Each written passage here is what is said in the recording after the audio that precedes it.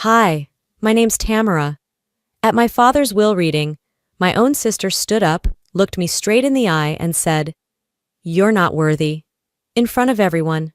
They laughed, they whispered, they made me feel like I was nothing.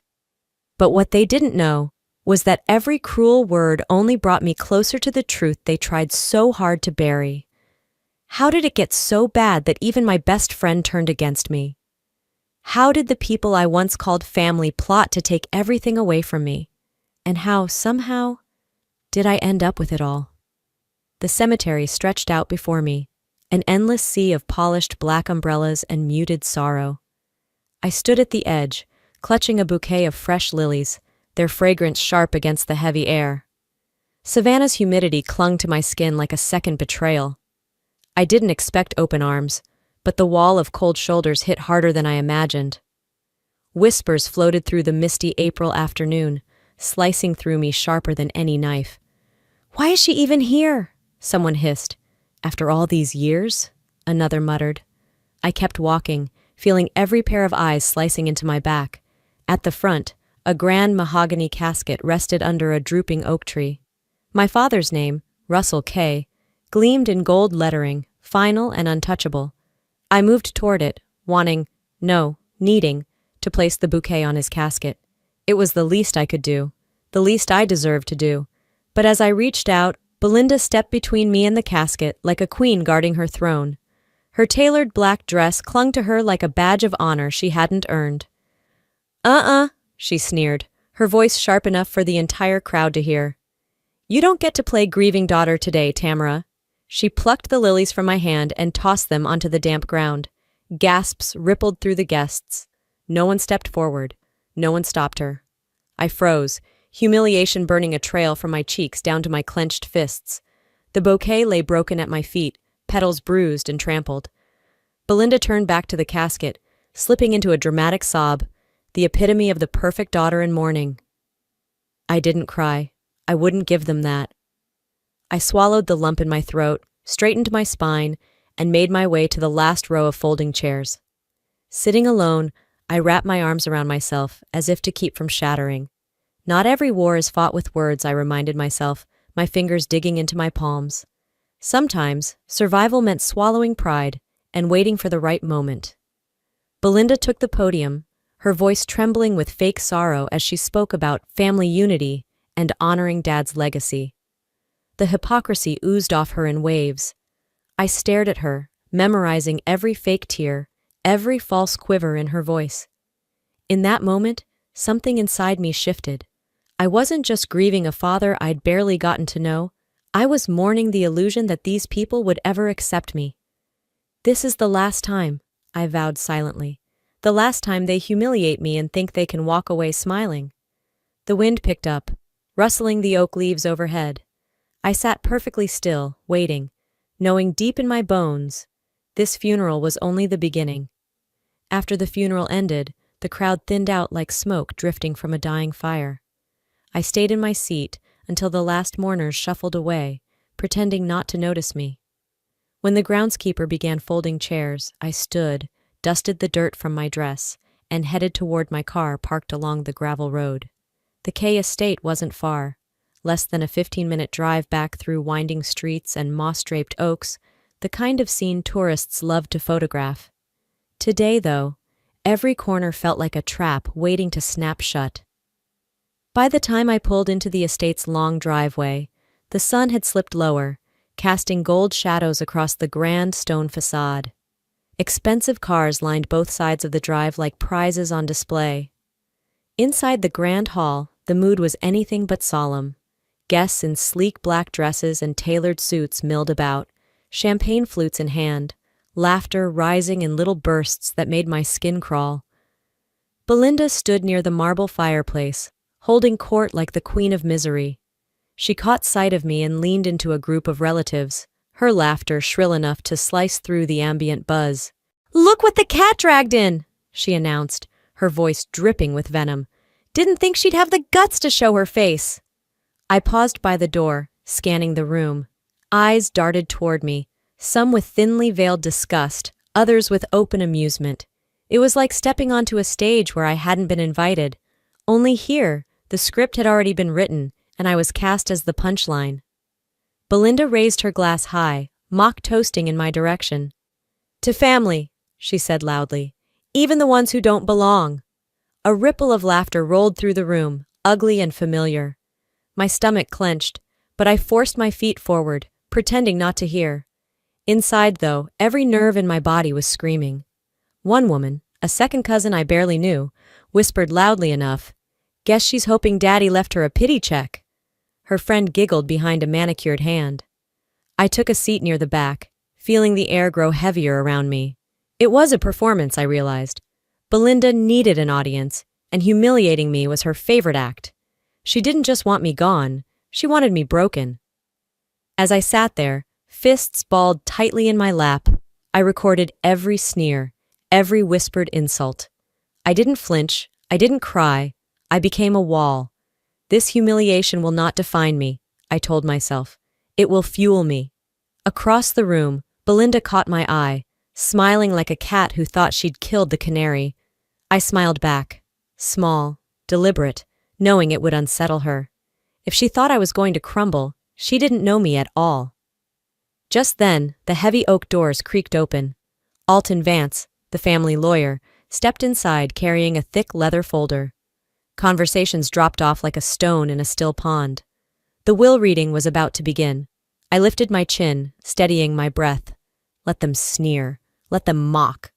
The storm was coming, and I was done hiding from it. The heavy doors groaned shut behind Alton Vance as he strode to the front of the grand hall, a thick folder in hand. In his immaculate black suit, every move was deliberate. The hum of whispers died into tense silence. Alton adjusted his glasses slowly. "Thank you all for coming," he said, voice even but loaded. "As executor of Russell Kay's estate, I will now read his final will and testament."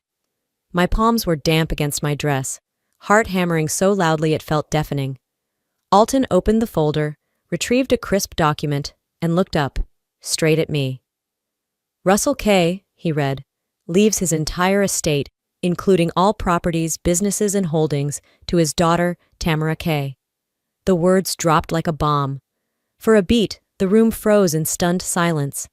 Then came the gasps, the clatter of glass on marble. Someone swore under their breath. Belinda's wineglass shattered at her feet.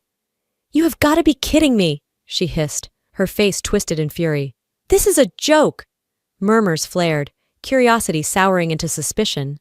A woman near the fireplace muttered, "She must have tricked him." "I demand a recount, or whatever you call it," Belinda snapped, storming toward Alton. "The will has been verified by multiple legal authorities," Alton said calmly. "It is binding." Belinda spun to face me, eyes blazing. "You wormed your way back into his life for this, didn't you? Pathetic." The room shifted, whispers sharpened. Then came the deeper cut, from someone I once trusted. Darla Keyes, my childhood friend, stepped forward, her voice loud enough to carry. "You all need to know. Tamara only showed up after she found out about Russell's money. She was never around before." I stared at her, stunned. Her face was all concern, but the satisfaction underneath was clear. "You don't deserve any of this," she finished, voice trembling with false grief. "You're just here for a payday." The air turned heavier, the walls of judgment closing in. Still, I didn't flinch. No tears, no denials. If they wanted a villain, they would get one. If they wanted a war, I would give it to them, on my terms. I met every accusing gaze without blinking. I wasn't going to break. Not now, not ever. The heavy silence after Darla's betrayal hung like fog, thick and unrelenting. Whispers started to weave through the grand hall again, suspicion blooming like a poisonous vine. I stayed rooted in my chair, the heat of 100 accusing stares pressing down on me. At the front, Alton Vance adjusted his tie, his face unreadable as he set the thick legal folder back on the table. A subtle tap of his knuckles against the wood silenced the murmuring crowd. His calm authority, so at odds with the chaos around us, gave me the faintest anchor to hold on to. Without preamble, Alton pulled out several documents, holding them high enough for all to see. "This," he said clearly, "is the original will, properly witnessed and notarized. Along with it are authenticated marriage certificates, bank records, and a collection of personal letters between Russell K. and his daughter, Tamara. There were a few scoffs, Belinda among them, but the weight of the documents seemed to press down harder than even her bravado could resist. And, Alton added, reaching into a side pocket of his briefcase, there is a video recording. He set a laptop onto the table, the screen blinking to life. A grainy video played, the date stamp showing 3 years earlier. There was Dad, Russell K., not the stern, intimidating man from family lore, but a man laughing, placing a hand on my shoulder, a rare tenderness in his face. The room watched in stunned silence as he introduced me proudly to a small gathering of friends. "This is my daughter," he said, voice rough but proud. "Took me too long to find her again, but blood doesn't lie." The gasp that rippled across the crowd was almost physical. Chairs scraped against the polished floor as some leaned in, needing to believe their own eyes. I watched Belinda's mouth tighten into a brittle line. She snapped, "Anyone can fake a video." But her voice wavered, stripped of its usual cutting confidence. Someone near her muttered, "Maybe we were wrong." And I caught Darla's eyes dart away from mine, her face paling. The tide was turning. Slowly, but it was turning. I didn't smile. I didn't gloat. I simply inhaled deeply, feeling, for the first time that day, that maybe I could breathe without drowning in shame. Still, a warning flared in the back of my mind. People like Belinda didn't surrender. They retreated, regrouped, and struck harder. This was only the first crack in their armor. I sat straighter, anchoring myself against the coming storm. The battle wasn't over, not even close. The first sign that Belinda wasn't done came exactly 7 days later, delivered in the form of a thick envelope slid under my lawyer's office door. I sat across from Cliff Rowe, my newly hired attorney, as he opened it with slow, precise fingers. His brow furrowed as he skimmed the contents. "She's suing you," he said flatly, "claiming fraud, manipulation, undue influence over your father." For a second, the room tilted slightly, but I caught myself before the feeling could root. I straightened my shoulders. "Of course she is," Cliff offered a grim smile. "They're going to weaponize the courts, smear you every way they can." "Let them," I said, my voice steady. "I'm not folding." The next few days blurred into meetings, depositions, strategy sessions. Belinda's team moved fast, feeding the press rumors and half-truths, painting me as a gold digger who preyed on a grieving old man. But what they didn't count on was that Cliff was faster. Late one evening, as the cicadas buzzed outside his office window, Cliff dropped a flash drive onto the conference table with a smirk. "You're going to want to hear this," he said. I clicked the file open. The recording crackled, then sharpened. Belinda's voice, sharp, calculating, filled the room. "We need to bury her credibility," she said. "I don't care what we have to fabricate. Tamara doesn't get a dime." Curtis Mon, one of Dad's old associates, chimed in. "I've got a guy who can forge medical records. Make it look like Russell was mentally incompetent." Leonard Cray added, "And I know someone who can fake a timeline." The blood drained from my face, but fury replaced it almost immediately. They weren't just attacking me, they were desecrating my father's memory. Cliff leaned back in his chair. "We've got enough here to not just shut down their lawsuit, but to hit them back twice as hard." My fists clenched in my lap. "Good," I said through gritted teeth, "because I'm done playing defense." We spent the next 48 hours preparing a counterattack. Cliff drafted a countersuit: defamation, malicious prosecution, conspiracy. "They underestimated me because I stayed quiet," I said, staring out the window into the night. "That ends now."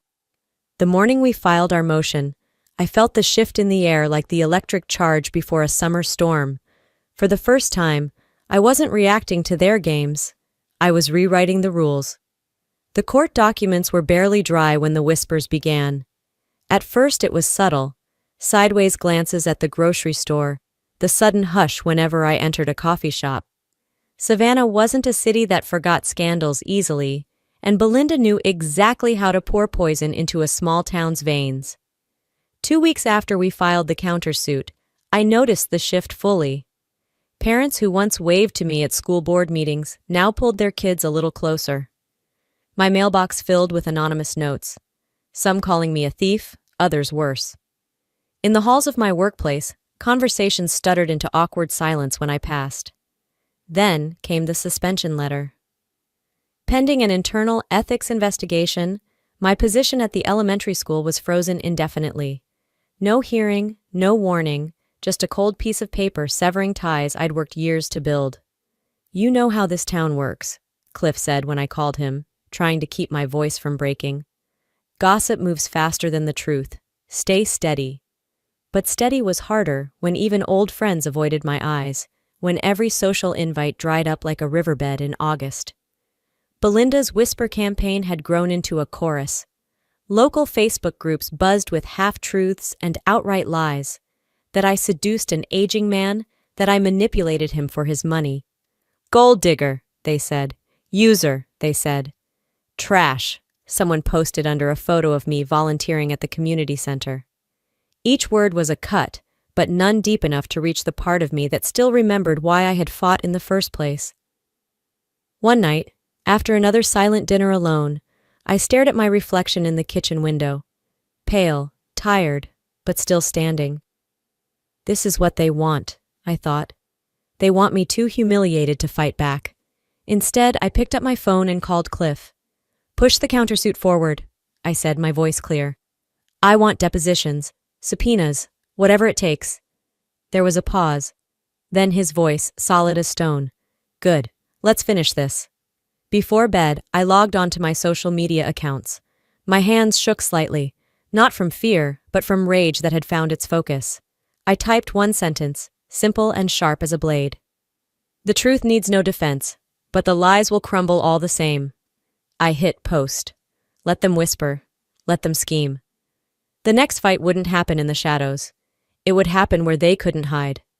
The courthouse loomed ahead, its old brick facade stained by decades of storms. Perfect, I thought grimly, for the battle waiting inside. I stepped from Cliff's car, heels clicking with steady resolve across the pavement. He fell into step beside me without a word. Around us, reporters buzzed like gnats, but I didn't flinch.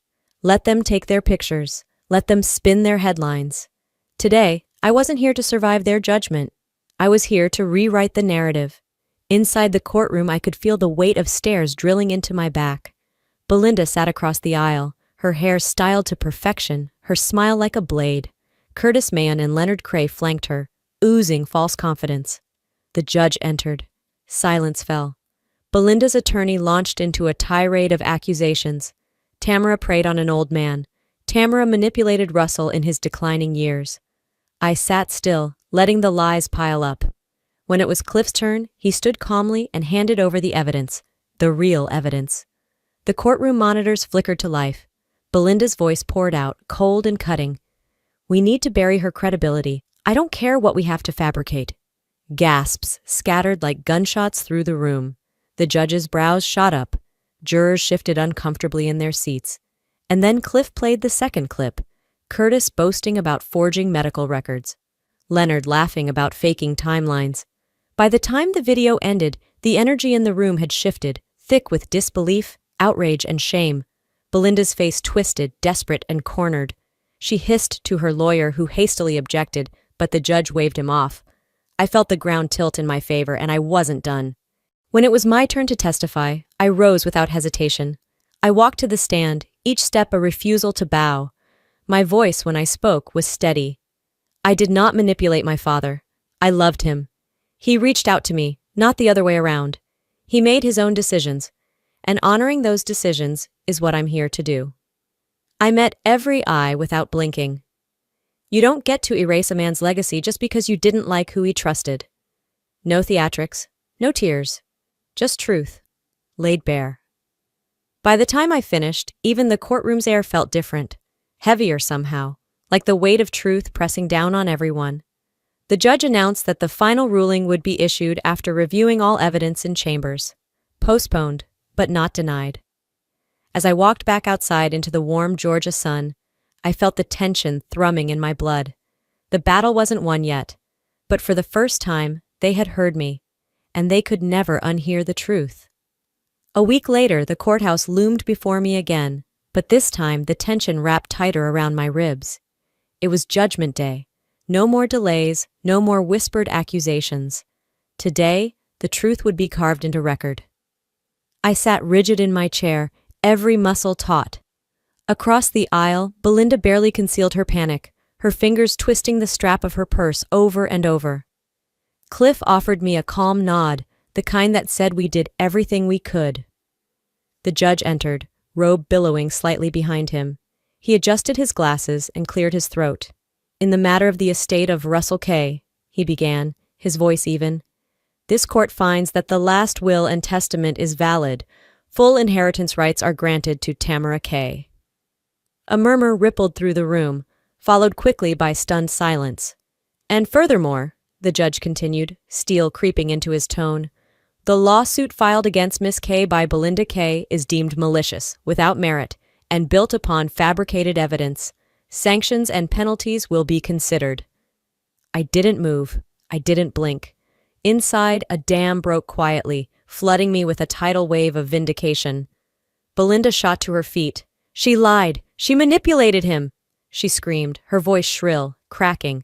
"You're all fools if you believe—" Her lawyer tried to pull her down, whispering urgently, but she shook him off. The courtroom watched, frozen, as Belinda collapsed into wild accusations, her carefully maintained mask crumbling into desperate madness. People she'd once charmed now recoiled. Some averted their eyes. Others whispered behind cupped hands. Curtis Mon and Leonard Cray sat stone-faced, abandoned by the tide they thought they could control. I rose slowly. Not to gloat. There was no joy in watching someone self-destruct, but to breathe freely, to stand as someone who had survived. Cliff placed a hand lightly on my shoulder as I gathered my bag. "You did it," he murmured. "No," I whispered back. "We did." I walked out of that courthouse without looking back. The Georgia sun was high and warm, washing the world in gold. I tipped my face toward it, letting the light touch every battered part of me. This war was over. But my story, the one I would build on my own terms, was just beginning.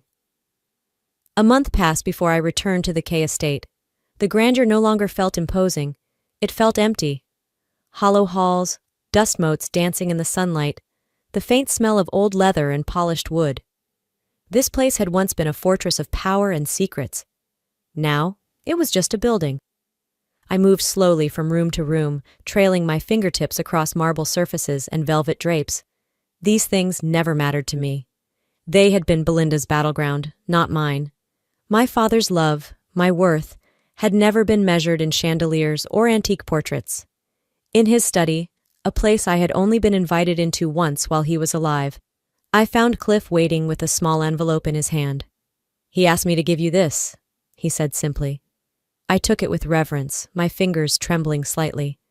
The handwriting on the front was unmistakable, bold, slanted, confident. Inside, a letter unfolded itself like a final embrace. "Tamara," it began, "I don't know if I'll ever be brave enough to say these words out loud, but you deserve to hear them. I am proud of you. Not because of anything you own, but because of who you are. I made mistakes, too many. I hope one day you'll forgive my absence. Whatever happens, live for yourself. Don't fight battles that aren't yours. Choose peace when you can. And know, no matter what anyone says, you were always my greatest decision." Tears slipped down my cheeks, but I didn't wipe them away.